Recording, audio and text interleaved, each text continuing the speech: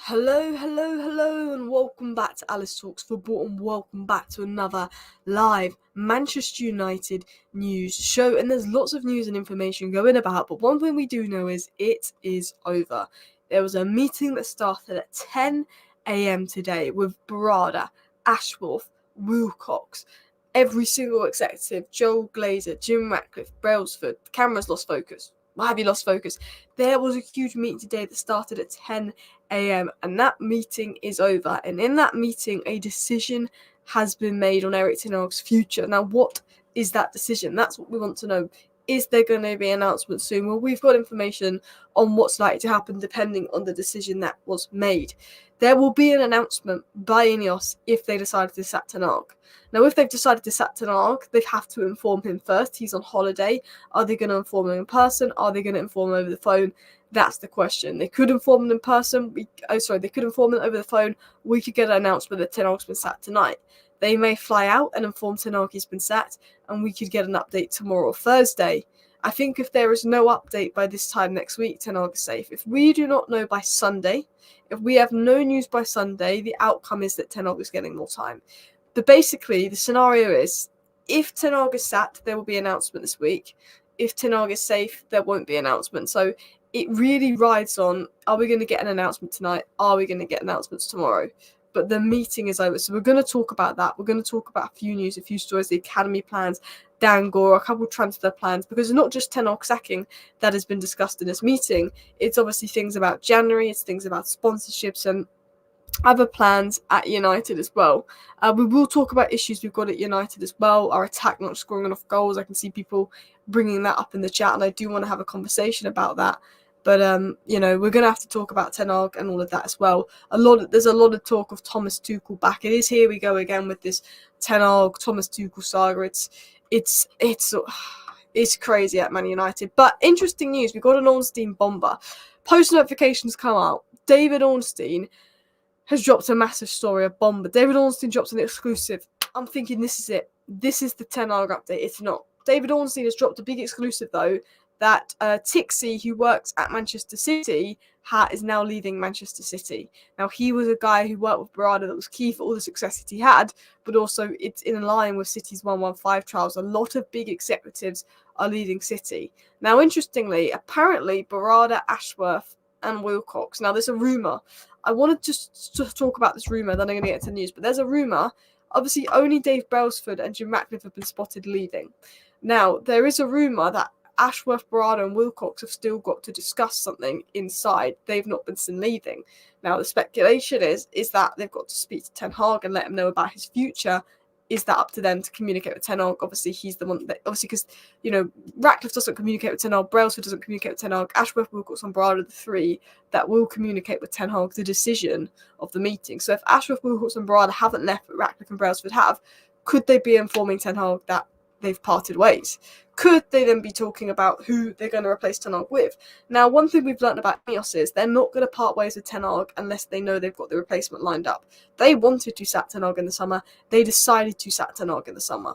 But they didn't end up parting ways with Ten Hag because they couldn't get a replacement. They did want to do a Bayern Munich, sacked Tuchel, couldn't get a replacement, asked Tuchel back.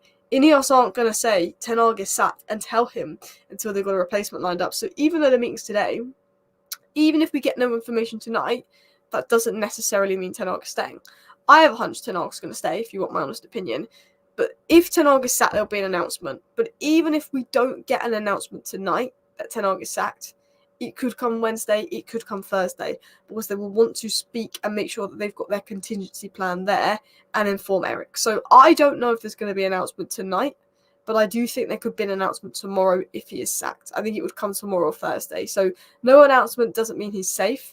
But obviously, if we're sitting here in a week's time and there's no announcement, that means he's safe.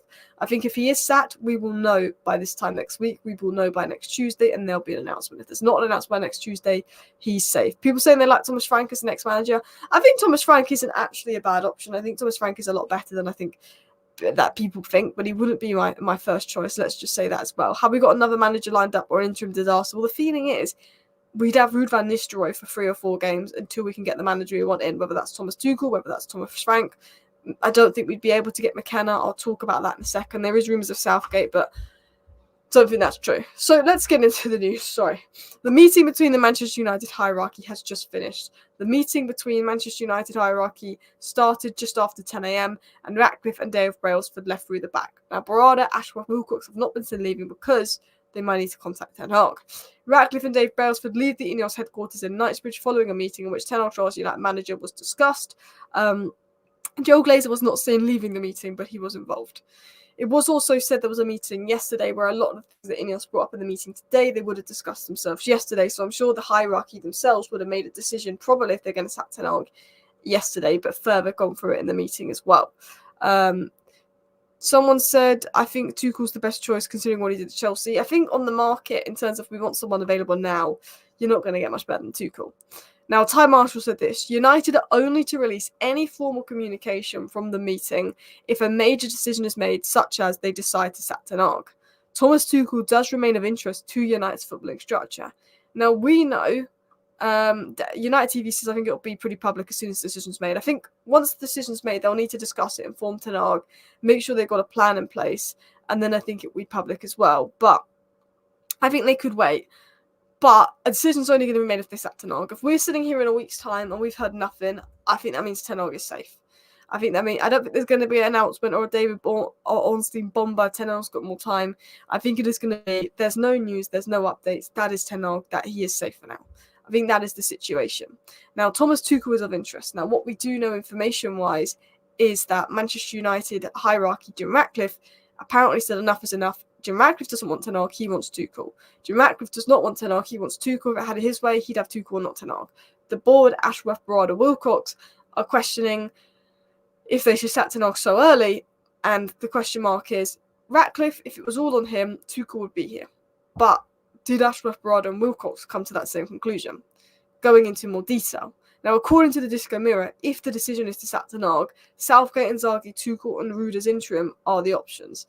Now, why I take this with a pinch of salt is because Inzaghi will not leave Inter and he does not speak English. Southgate, I've been told by a very reliable source within the club that the Southgate rumours is just speculation from media and that there's no truth in it. And I've been told by someone who's got connections to INEOS that we have no interest in Southgate and that we would not do that.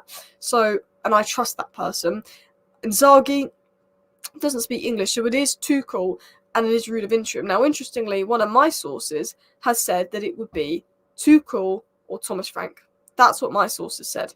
Tuchel or Thomas Frank is the most likely as of now, but there are candidates to INEOS like more than Tuchel and Thomas Frank. The big question mark would be, can they get them now, and what is the cost of that? That's essentially the information I've been told. I will reach out and see if I can get any exclusive information for you guys, but let's be honest, I'm not going to find out anything before Ornstein or Romano on the front, but I will reach out to some sources to see if I can get any additional information for us to update you guys with that. But this is what I know. The managers that are available and could start now are Tuchel, and Graham Potter. They're two managers that are available. They could take the job. They could be ready to start now. There's rumours that Tuchel is willing to take the United job. Now, the candidates that are available, if a fee is paid, would be Thomas Frank, Iriola, and Ruben Amorim. Now, obviously, we'd have to pay a fee for them. They're all keen on the job. INEOS favourites are Alonso. I think if INEOS could bring anyone in, I think they like Xabi Alonso the most, but I think they know that he is waiting for the Real Madrid job, and if Liverpool can't get him, we probably can't get him. They also do like Hones, but they want to see him have a second season, and they like McKenna, but they want to see him have a season in the Premier League at Ipswich, and again, none of those candidates would be available to the summer. I think the three candidates INEOS like the most, from what I'm hearing, is McKenna, Hones, Alonso, but they know they can't get them to the summer, and they're thinking, well, can we bring in a manager from now to the summer that's going to be an improvement on Ten Hag? I think a lot of people would say yes on that, but with the costs and everything as well, they may look to wait. That's sort of the one big question mark going on as well. No way INEOS are going to hire mid-table managers, said Anurag. I mean, I think they like Potter. They like Thomas Frank. I think right now Thomas Frank, tactically and what he's doing at Brentford, is miles clear of what Ten Hag's doing at United. Brentford scored 5 goals in one game. We've not scored, 5. We've not scored 5 goals in the Premier League this season. We have scored 5 goals. We've not scored more than 5 goals in the Premier League this season. Only Southampton have less goals than us. Thank you, Alice, for keeping us informed. Appreciate that as well. I'm sure they will give him to the end of the season before deciding on Eric Ten Hag's future. Otherwise, they'll be throwing away 17 million for nothing. Better to use that money to buy a left back.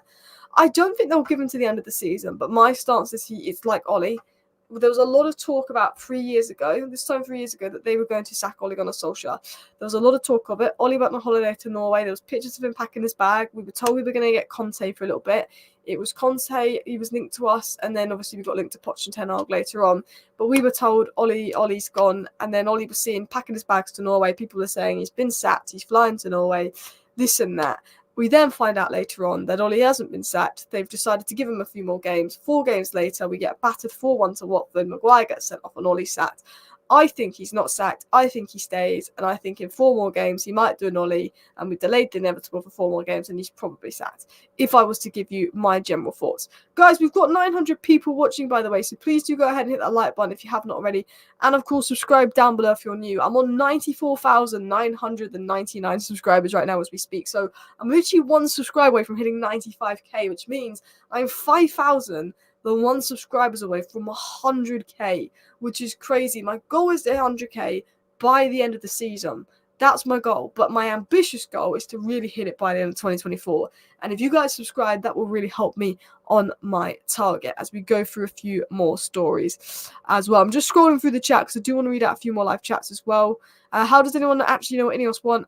They haven't spoken about any potential managers or speculation. And it's true, I think elements of it is speculation. There is some reliable sources that know that Ratcliffe's a big fan of Tuchel. And there is some sources that have come out and said from what they've heard, these are the candidates INEOS like. But no one knows for sure who INEOS want. These are the ones that INEOS reportedly like. Now, some sources saying INEOS like Southgate. I've been told from a source that I trust with connections to INEOS that they don't like Southgate, and that is just pure speculation. But a lot of media is saying we like Southgate. So it is difficult to know, what's speculation and what isn't speculation by the media. It's difficult to know as well. There's potential Ruud van Nistelrooy's interim if he's sacked. They have Ruud on standby, you're absolutely correct, if Ten Hag is sacked. Now, I think Ruud van Nistelrooy doesn't want to be seen as taking the job to take Ten Hag's place. He doesn't want to be seen as unloyal. But I do think having Ruud van Nistelrooy and Rene Hackett there puts Man United in a stronger position if they decide to sack Ten Hag, because we know while Ruud van Nistelrooy isn't someone I think we can give the job to the end of the season, I think it's a massive ask for an unexperienced manager. He could surprise us and do really well. But yeah. Interesting. The Premier League will now invite 20 clubs to an emergency meeting next week to discuss the extent in which it will need to change its rules.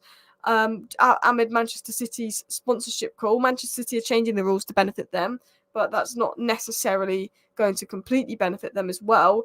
David Ornstein, I'll get this out of the way actually, because I think it is quite big news.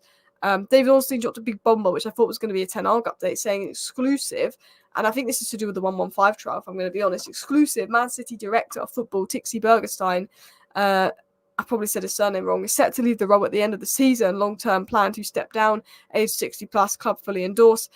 Man City believed to have an agreement for successor to start. Now, is that to do with 115? Is it to do with age? I think a little bit both is to take play in that as well. But that was the Ornstein bomber we got today as well. Alice, apparently they're more interested in Rene Hackett than Ruud van Nistelrooy's interim. I'd rather Ruud van Nistelrooy, but Rene Hackett in his interview tried to almost come across as if he's more important than Rene Hackett did an interview and he almost suggested that he was second in command and not Ruud van Nistelrooy, and that he was almost suggesting, not saying, but he was almost suggesting that he was the more important of the two as well. Now, there is rumours of a fallout in the dressing room. We will discuss that. We don't like these fallout in the dressing room stories, but obviously there is rumours and reports of that, and that will be discussed as well. Thank you very much for the super sticker there as well. Someone says, sack Ten Hag now, please. Well, maybe they have. The thing is, we could be sitting here saying, sack Ten Hag, and for all we know, they've sacked Ten Hag, but they maybe won't announce it tomorrow. If Ten Hag is staying, there's not going to be an announcement. If Ten Hag is sacked, there will be an announcement. Might not be tonight because they may want to go out and fly out to Ten Hag on holiday and actually tell them in person, and they're not going to tell us before they tell Ten Hag in person. So, look, they've come to a decision. This meeting, they've come to a decision. They've said we're either going to give him a few more games or he's been sacked. They will need to inform Ten Hag of that decision. They will need to make sure they've got a plan, probably before anything, of what we're going to do if Ten Hag's gone, and then we will be aware of that. And that announcement could come tonight. It could come tomorrow. It may not even come at all. Because if it doesn't come at all, that means they've decided to give him a little bit longer as well. Laurie Whitwell did seem to suggest that Ten Hag could still be in charge after the international break, which makes me doubt he's getting sacked today. However, other good sources agree. Other good sources have come out and said that actually they believe he will be sacked. Jamie Jackson and Andy Mitten believe he'll be sacked. Laurie Whitwell believes he won't be sacked as well. There's some sources coming out saying Ten Hag's been sacked, but they're not real. Like, I don't know why people are retweeting what Ross Harwood said. Ross Harwood said, Ten Hag's been sacked. Ross Harwood come out. I'm just going to clear this up because people think that Ten Hag's been sacked because of this guy on Twitter. I'm going to expose this guy, okay? This account on Twitter is the biggest waffle merchant. He has no information. He just lies, okay? This guy told us that Jurriën Timber to Manchester United was a done deal. This guy told us Qatar to Manchester United was a done deal. And this guy told us Frankie de Jong to Manchester United was a done deal. So just because Ross Harwood has tweeted half an hour ago that Ten Hag is sacked means he's probably staying, if anything. So, yeah, people believe that guy. He's full of shite. Like, I won't report him. Like, I report media outlets that I don't think are the most reliable, and I'll tell them they're not reliable. But some people aren't even media outlets. They literally just tweet loads of rubbish for clicks. And that is Ross Harwood. So I know people are like, oh my God, Alice, he's been sacked. That guy knows nothing. That guy doesn't know anything more than me and you do. He is just saying that because he wants a few views and a few interactions on Twitter. He's just making it up. So, you know, you've got to be careful with Twitter and stuff. Like, look, the Mirror, the Star, the Mail. You know, they have good sources, they have bad sources. The Daily Star is normally horrific. The Sun is normally horrific in terms of its information. But the Sun and the Star do have a few candidates that write for them that have credibility. Now, I will say when I read the Sun and the Star, take it with a pinch of salt, but they do have at least some level of credibility. Those Twitter accounts have nothing. They know no more than me and you. Disco Mirror is a tier 2 source. I don't think what he's saying here is particularly accurate, but Disco Mirror has had enough exclusive information to say, well, he's got things right. You know, there's a lot of people that are making up crap.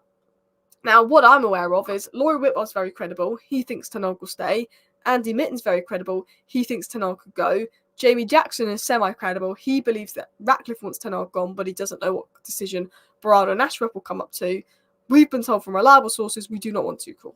Romano has said, do you know what? The pressure is on. That's what Romano has said. Now, according to Disco Mirror, Erik Ten Hag is having doubts and he's unsure if he will remain in charge of Manchester United. So Erik Ten Hag himself is obviously having a few areas of concerns, a few areas of doubts if he will be the next Man United manager. Also, just want to say, guys, thank you for 95,000 subscribers. I've just refreshed my feed and we have hit 95k. Really appreciate that. We're on that road to 100k. It's going to be a grind, but I really, really want to hit 100k by the end of the year. So thank you everyone that's tuned in, hit that subscribe button and is supporting the channel on this long journey. It's been nearly 5 years. It will be 5 years next month since I started doing football content to 100,000 subscribers, which is crazy as well. Andy Mitten's good, Laurie Whitwell's good, Romano's good, Simon Stone's good, David Ornstein's good. They're the journalists that when they say something, I take it a lot more seriously than other journalists when it comes to news and information. Disco Mirror is tier 2, Samuel Luckhurst is tier 2, Rob Dawson is tier 2, Jason Burt is tier 2. So, you know, I listen to them, but they're not tier 1. You know, I think tier 4 is the Sun and the Mail. Ross Harwood is tier 99 because he's just a BS merchant. You know, tier 3 is a couple of journalists like Footy Insider, and then tier 2 is your Samuel Luckhurst, your Disco Mirrors. Your tier 1 is your Romano, Ornstein, Whitwell, Mitten, Simon Stone. They would be for me tier 1. But tier 2 is saying Ten Hag is actually having doubts. Now, what has Jamie Jackson said? So Jamie Jackson went on the United View earlier today and he gave some interesting insight. This is more of an opinion. And he said, from what he's heard, he gets the feeling that Sir Jim Ratcliffe wants Ten Hag to go. And when he gave his opinion and was asked if he thinks that Ten Hag will be manager after the international break, he said no. So Laurie Whitwell, I think, seems that Ten Hag will be here after the international break. But other sources like Jamie Jackson have sort of suggested that they're not sure that Ten Hag will be here after the international break. Jamie Fletcher's asked what I think will happen. I don't know. I think he might be. I think it's going to be an Ollie situation. I think he'll stay. But I think they'll get rid of him in November. I said at the beginning of the season, I can't see INEOS sacking him before November, even if it's bad, because of bringing Ruud van Nistelrooy and bringing Ten Hag in, and because of the amount of backing they gave him in the summer. I did say in August and September, I don't see him being sacked before November. I said I think it will be November or December when he's sacked. So, you know, even though it got really bad recently, he's just got 2 draws. I don't think they're going to sack him, to be honest. I think they're going to give him to November, and it's going to be a bit like Ollie. But again, I don't know any information. I don't know any more information than Ross Harwood that said he's been sacked. So I think it's a bit of a guessing game. But I think because of what I've heard about Ashworth and like how he likes to give managers time, I think they've got about 5. I think he's got about 5 more games in him to show something different. If I was going to give you my opinion as well, November's 3 weeks ago, we'd be in bottom 4. I mean, is there any point giving him 4 more games to just sack him in 4 more games time and waste those 4 more games? People would be saying. I think it's more peace of mind for INEOS just to see if he can turn it around, give him one last run in. You know, that real, when the pressure's on, can he produce something? Some people say it's delaying the inevitable. Some people say maybe he's going to come up with something. We've been wanting him to come up with something that 18 months he hasn't. Maybe he does it now. Now, there is a few leaks going about, which is a bit frustrating and a bit annoying, but it was said that Ten Hag's rotation policy is puzzling some of his own players. Many of them would prefer to keep playing and find their rhythm. I mean, Rashford coming off at half-time for an injured Garnacho, Ahmad not playing at all for Anthony, completely subbing off the defenders, which I guess after the Porto performance is fair, but also it makes no sense. Agate now been on the bench for 2 matches. Ten Hag's rotation policy makes no sense because it applies to everyone bar Bruno Fernandes, who's probably been our biggest underperformer this season, so look, I'm not the biggest fan of leaks, but there's no doubt in my mind that if the players think that and they are puzzled by Ten Hag's rotation policy, I think they have every right in the world to think that. I think they have every right in the world to think that, if I'm going to be honest, because his rotation policy has got me absolutely like, what is going on here? This makes no sense. So I can't really blame the players if they're starting to question elements of Ten Hag's rotation either as well. Do you think Ten Hag can turn it around? Honest opinion, no. And I don't like to be negative. I know what he did at Ajax, but I think if we've not had many injuries, he's had these new players in. I don't know. He's gonna have to do something different to turn it around. And when he's doing something different, it's just boring ball, which isn't gonna convince INEOS. So I don't know. I think he can turn it around because he turned it around when we lost to Brighton, we lost to Brentford, and I think he can turn it around and get us getting results and doing better. But in terms of turning it around to the point that I think INEOS would be really happy with him, no. I think he could turn it around to the point that he could get us to the end of the season and we could maybe come 5th and have an all right season. I think he's definitely capable of doing that because we saw how he turned it around in his first season. But that's okay in your first season. That's not okay in your third season. I think Ten Hag could do enough to be given the end of the season, but I think INEOS would then assess at the end of the season it wasn't enough for them to want to give him a 4th year and then sack him, and then they save money and then they can get who they want in the summer rather than going with an interim or maybe getting a riskier manager in now. So I think he can turn it around in the sense of what he did in his first season and kind of save us, but I don't think INEOS will be convinced. I don't think he's going to do something that INEOS is going to be like, we're going to back that again for another year. That's my honest opinion in terms of if Ten Hag could turn it around. So is it Southgate or Tuchel? Well, if it is Southgate or Tuchel, I will be very much hoping for Tuchel out of those two as well. How many international breaks does it take? INEOS need to grow some, and I think every person who thinks that has got every reason to. I think INEOS are taking their time because they didn't sack him in the summer, and it looks bad to sack him after 6-7 games after spending that money. I think that's why they're giving him a bit longer, and a lot of people are feeling that maybe INEOS are just wasting their time as well.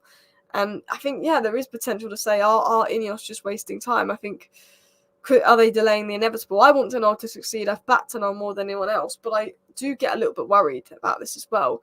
Jamie Jackson has said, during summer, Thomas Tuchel was interviewed by Wilcox in Monaco regarding potentially replacing Ten Hag, and the German remains of interest should a change be made. So there is sources coming out right now saying that there is interest there as well. There's one source saying that Sebastian Hoeneß is someone that United really like, but it's unknown whether they can get him in the summer as well. And some sources are coming out saying that Ten Hag is going to stay. It's so mixed. One source says he's staying, one source says he's going. One source says we like Tuchel, one source says we like Hoeneß. It's such a mix as well. But Erik Ten Hag apparently is having doubts after this meeting. One source is saying he's been sacked, but none of these sources are reliable. There's not been a tier 1 or even good enough tier 2 source come out and say he's been sacked or he's staying. They're saying they think this will happen, they think that will happen, but there's been no information. Like, I'm refreshing my feed now, but I want to talk about some other news and some other stories in a second as well. These players have too much power, keep their opinion to themselves, put in the work. I agree to an extent, but I do actually agree with the players on the rotation. It makes no sense as well. Difference between Ten Hag and a circle, like a circle has no endpoint. Erik Ten Hag's talking crap at a conference, has no endpoint. I mean, Erik Ten Hag, one thing about Erik Ten Hag is he does not come across likeable in his press conferences. It will be really bad. He's like, but I've won 2 trophies in 2 years. Yes, Eric, but we're 14th, but I've won 2 trophies in 2 years. Yes, Eric, but we're 14th, and only Southampton have less goals than us in the league this season. But our XG, but our XG. Yeah, but we've still second last for goals. The XG fine, but actually now we're like 5th or 6th for XG. We're 14th, Eric. He doesn't help himself. He does not help himself in those press conferences, does he, as well? If INEOS want him to stay, then why the meeting? I think it was a scheduled meeting to discuss the January window and how it's settling in as well, apparently. That's what they said. Is that a cover-up? Who knows? But apparently it was a scheduled meeting. Let's talk about a few other stories as well, though, because can't just keep going on about the manager for ages, because I will go crazy. It was said the rave reviews of Gore, who was watched by the sporting director Dan Ashworth in Hertha Berlin's game, made their way to the first team coaches, and he was rewarded with a spot in the travelling squad to Porto. So, Dan Gore is with Maino and Garnacho when it came to the Youth Cup. 2022 April, Dan Gore, Maino, Garnacho were the 3 players I said in a video back in April that I think had the most chance of succeeding at United. Garnacho and Maino have. Dan Gore, not so much. Now, but Dan Gore's had injury issues. He's a guy that is in that level of talent, if you want a bit of context on Dan Gore. Now, he's been rewarded with first-team games. Ashworth watched him at Hertha Berlin. He was impressed. He's a guy that United haven't given up on yet, which is really good because they think that a lot of it is down to injuries. And apparently, there is some reports saying that United do actually want to incorporate some minutes for him this season, potentially if they can be safe in the Europa League, that last game when they go to Romania, or potentially maybe at the odd FA Cup game here or there, giving him a few minutes, which would be nice to see as well. But he's only going to get minutes if we're winning in games, so that doesn't seem the case. I'm surprised we didn't give him minutes versus Barnsley. Well, I don't think he was fully fit then as well. And then talking of United youth and the youth at United and the talent that is there, JJ Gabriel, who turned 14 this weekend, so born in 2010, which makes me feel really old, born in 2010.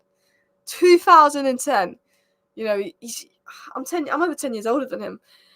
But JJ Gabriel, who turned 14 this weekend, has been promoted to train with the under-18s. United coach has been blown away by Gabriel's talent and have rewarded him by making him part of the under-18s training group. Now, Amit Ibrahimov was promoted at 14. He's a couple months older. So to be 14, just turned 14, and literally your 14th birthday present is to train with the under-18s. This could be a name in 3 years' time that we're talking about coming through. This could be a name. 2027, 2028. It could be a name. Obviously, very early days, but he's apparently a ridiculous level talent inside United. So, and we're also, I don't know if you watched my video from earlier today, but it was also sort of talking about earlier today that United are trying to recruit even more really, really talented young players. So, one thing that we've done well under the Glazers, and the only thing we've done well over the Glazers is probably recruitment for the academy in terms of Garnacho, Alvaro Fernandez. That's the only good thing we've done under the Glazers. And yeah, United are doing more recruitment for the academy. Obviously, Harry Amos, Ian Cheery, recent additions, Toby Collier, recent additions. So that's the only sort of area we've been getting right. Willy Kambala as well. He's doing quite well at Villarreal. But listen, people, please do hit the like button. Of course, subscribe down below if you're new. Look, we could get an announcement tonight that he's sacked. We could get an announcement tomorrow. If we do not get an announcement in the next week, I think that means Ten Hag is safe. Announcement will happen if he's sacked. If he's safe, I don't think there will be an announcement. Even if there isn't an announcement tonight, it doesn't mean that Ten Hag is safe. It means that INEOS may fly out to Ten Hag tomorrow, tell him in person, then announce it tomorrow. A decision has been made. The sack meeting is over. A decision has been made. They have to communicate that decision with Ten Hag. They have to act on that decision, and then they will announce that decision. So make sure to subscribe with the post notification bell on, because I think it's going to get interesting over the next few days as well. And of course, subscribe if you're new. And look, I'm going to wrap up the live show here, but I do want to thank everyone for tuning in. I would be live for like 10 minutes longer, but I've got some dinner plans, so I do apologise for the short live show, but I will be back tonight late if there is a breaking news story. If not, I'll be back tomorrow. Let me know your thoughts. Thank you everyone for watching. See you next time. Bye.